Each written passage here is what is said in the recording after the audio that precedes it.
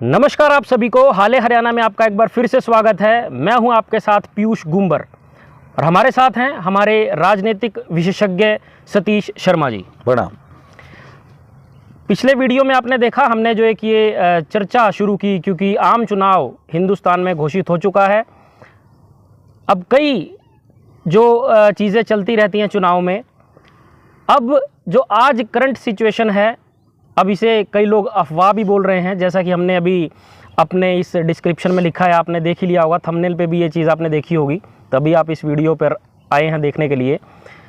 तो आज हमारा विषय है कि क्या भारतीय जनता पार्टी ने जो टिकटें डिक्लेयर की हरियाणा में और सबसे पहले की फ्रंट फुट पे आकर इन्होंने खेला, तो क्या जल्दबाजी में वो कहीं भारतीय जनता पार्टी ने गलती तो नहीं कर दी? क्योंकि चर्चा ये है कि अब उनमें से कुछ टिकटों का जो है उनको दोबारा से जो है उन पर विचार चल रहा है और शायद टिकटें बदली जा सकती हैं। इस विषय पर आज हम चर्चा करेंगे शर्मा जी के साथ। शर्मा जी, हाल हरियाणा के सभी दर्शकों को प्रणाम जी। क्या कुछ आपको लग रहा है ये जो बातें चल रही हैं ये अफवाह है या इन बातों में कोई जो है सत्यता भी है कि टिकटें बदली जा सकती हैं? एक छोटा सा शेर बहुत पुराना ध्यान आया, उठ रही है धूम कहीं आग लगी होगी। यदि धुआं उठा है तो कहीं ना कहीं आग तो लगी होती ही है। कुछ ना कुछ बात जरूर हाँ, है। जब भी चर्चाएं होंगी व्यर्थ में तो कभी होंगी नहीं, कुछ न कुछ तो है। वैसे क्योंकि भारतीय जनता पार्टी के कई लोगों से हमारी जो बात हुई, इसमें सीएम नायब सिंह सैनी जी का भी आज बयान हमने एक देखा एक वीडियो में। उनसे भी एक पत्रकार ने पूछा ये जो टिकटें बदलने की जो बात आ रही है ये क्या है, तो उन्होंने कहा नहीं, ये विपक्ष की तरफ से अफवाह फैलाई जा रही है, ऐसा कुछ नहीं है, कोई भी टिकट नहीं बदली जाएगी। लेकिन जिस तरह से विरोध हम देखने में आ रहा है हमारे को, अशोक तंवर का विरोध हो रहा है, ठीक है, हाँ, सिरसा में बिल्कुल। हाँ, और जो अपने ये रणजीत चौटाला जी हैं, इनका एक बयान वायरल हुआ जिससे ये उसे डिफेंड करने में लगे हुए हैं और कहीं ना कहीं इनका जो कॉन्फिडेंस है वो लैक कर रहा है। क्या आप क्या कहना चाहेंगे इस सारे मुद्दे पर? देखिए, कभी भी यदि टिकटें बदलने की या रिप्लेस करने की बात आती है, इसका अर्थ ये है कि अब सिस्टम फ्रंट फुट पे नहीं है। कहीं ना कहीं कुछ न कुछ गड़बड़ तो है। हो सकता है अफवाह हो, क्योंकि हमारे आपके अभी संपर्क सूत्र इतने तो नहीं है कि डायरेक्ट पार्टी ऑफिस से कोई मैसेज आए। हमें बताएंगे हाँ, ये तो यहीं से देखना पड़ेगा सारा का सारा। जो भी संपर्क सूत्र होते हैं, एक दूसरे पत्रकार साथी हैं, उनसे पता लगता है। जो भी वहाँ के विश्लेषक हैं, जो उनके नज़दीक रहते हैं लीडर्स के, वहाँ से खबरें लीक होती हैं आमतौर पर। तो यदि ऐसा करना पड़ता है एक या दो सीट पर भी, तो ये समझो जो भी अभी तक बढ़त बनी हुई थी वहाँ थोड़ी सी प्रॉब्लम स्टार्ट हो जाती उस बढ़त में। और यदि अफवाह है तो फिर इसका निश्चित तौर पर बेनिफिट भी है, वो भी आगे बीजेपी को मिलेगा। बीजेपी को मिलेगा। एक चीज़ और सुनने में आ रही थी भाई, ये अफवाह भारतीय जनता पार्टी तो कह रही है या उसके समर्थक कह रहे हैं कि विपक्ष फैला रहा है, लेकिन एक इसका एंगल और है कि ये अफवाह भारतीय जनता पार्टी खुद फैला रही है। उसका कारण ये है कि जिस तरह से डिले हो रहा है कांग्रेस की तरफ से या इंडिया गठबंधन की तरफ से टिकटें फाइनलाइज करने में, वो और ज़्यादा असमंजस में आ जाएं। भाई हो सकता है कि ये टिकट चेंज ना कर दें, तो अभी जिस समीकरणों के हिसाब से वो सोच रहे हैं टिकटें घोषित करने की, उसमें और ज़्यादा फिर वो फंस जाएं। ऐसा भी हो सकता है। देखिए, आप कांग्रेस की शुरू से ही रणनीति देखें, वो हमेशा बहुत सी टिकट तो ऐसी हुई कि जो भी नॉमिनेशन की लास्ट डेट है उससे 2 या 3 दिन पहले टिकट, कई बार तो उसी दिन टिकट घोषित की है। और ऐसा नहीं है, वो जीते भी कई बार ऐसा करके।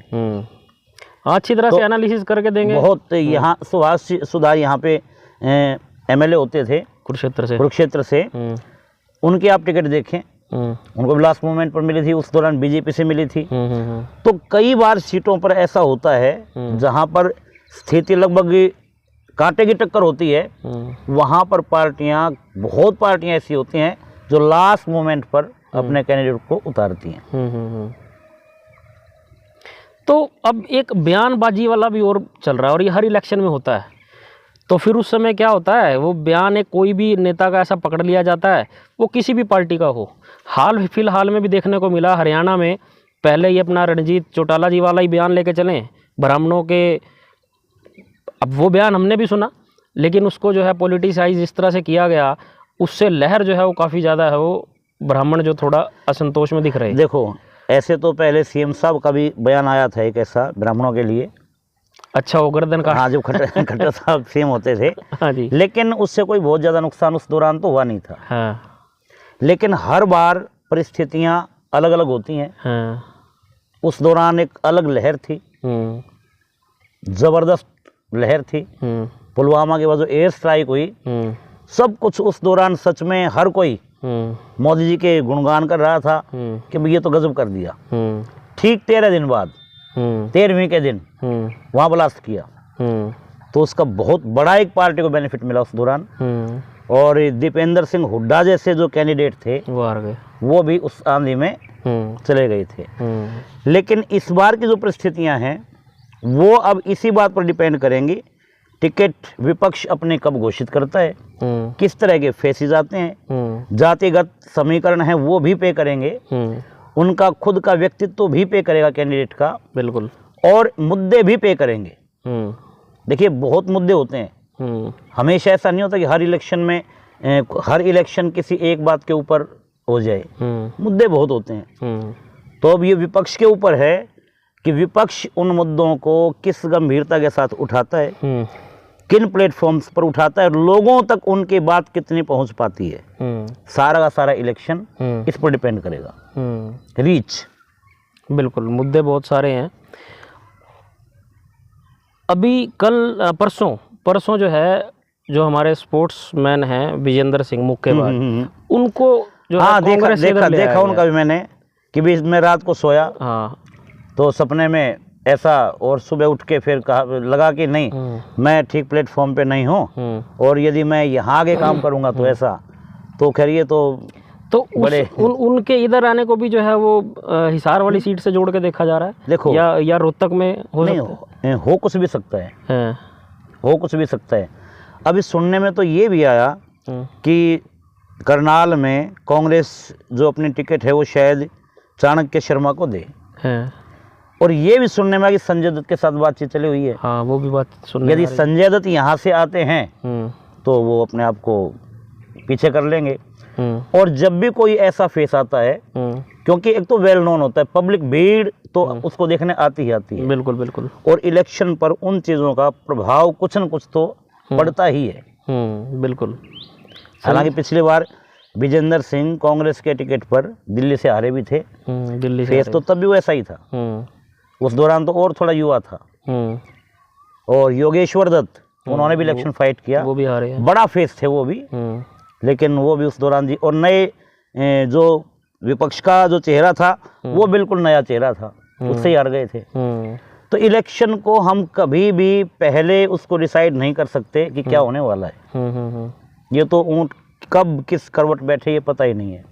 आप इमरजेंसी का दौर देखिए, उस दौरान इंदिरा गांधी को बिल्कुल भी ऐसा नहीं लगता था, जितना भी मीडिया था, लगता ही नहीं वो हार जाए, जबकि खुद का इलेक्शन भी हारी उसके बाद।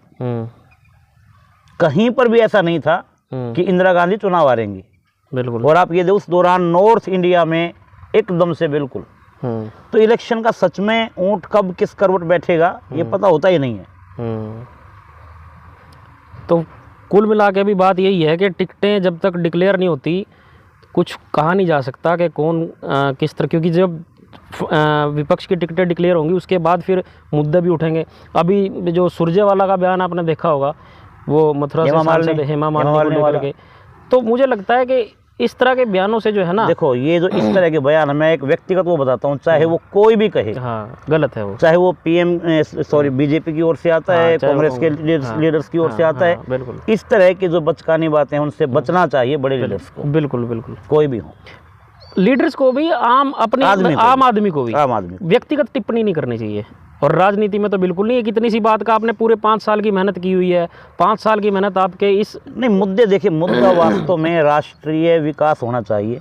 बिल्कुल भाई, देश की डेवलपमेंट कहाँ तक पहुँची, हमारी आर्थिक स्थिति कैसी है, इकोनॉमी कैसी है, क्या किया जा सकता था, कितना नहीं हो पाया, और क्या किया जाना चाहिए, इन बातों पर डिबेट कभी होती नहीं है। नहीं जी, जबकि डिबेट वास्तव में इन मुद्दों पर होनी चाहिए। इन मुद्दों पे होना देश चाहिए। की डेवलपमेंट एजुकेशन से होगी,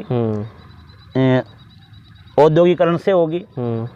अब आप यदि देखें, भारत में जितनी बड़ी बड़ी कंपनियां हैं वो प्रोडक्शन से पीछे हट रही हैं, वो लगभग व्यापार में आई हैं। बड़ी बड़ी सब कंपनियां चाइना से माल खरीदती हैं, यहाँ सप्लाई करती हैं, ये काम। तो ज़रूरत है देश इस बात के ऊपर डिबेट हो भी प्रोडक्शन देश का कैसे बढ़े, उन लोगों को क्या सुविधाएं दी जानी चाहिए जो देश के निर्माण में अपना योगदान दे सकते हैं। बहुत पढ़े लिखे युवा हैं, उनके पास बहुत आइडियाज़ हैं, बिल्कुल, तो उनके ऊपर डिबेट होनी चाहिए जो आमतौर पर आजकल देखने को नहीं मिलती है। मैं सर यहाँ पे एक चीज़ और जोड़ना चाहूँगा, देश के हर मोर्चे पर विकास की बात तो होनी चाहिए, आर्थिक और सामाजिक तौर पे भी, लेकिन एक कहीं ना कहीं ह्यूमैनिटी और नेचर को, जो ये कैलामिटी चेंजेस हो रहे हैं ना, इनके ऊपर भी जो है पार्टीज़ को ध्यान देना चाहिए। जंगल के जंगल काटे जा रहे हैं, जिससे जो है नुकसान हो रहा है। आने वाले समय में अभी देखो जल संरक्षण डिपार्टमेंट्स जरूर बने हुए हैं, लेकिन कोई भी पार्टी अपनी मैनिफेस्टो में ये चीजें लेकर नहीं चलती है। नहीं, मैनिफेस्टो में फिर भी आ जाती है बातें, लेकिन फिर उसके बाद नहीं। हाँ, उसके बाद नहीं आती। क्यों? क्योंकि आम लोग भी उसमें इंटरेस्ट तब लेंगे जब राष्ट्रीय स्तर पर इस मामले में डिबेट्स होंगी। मेजर न्यूज चैनल्स इनके ऊपर डिबेट्स करवाएंगे, तब ये मुद्दे लोगों की समझ में आएंगे और वो भी इनके प्रति जागरूक होंगे, अदरवाइज नहीं होंगे।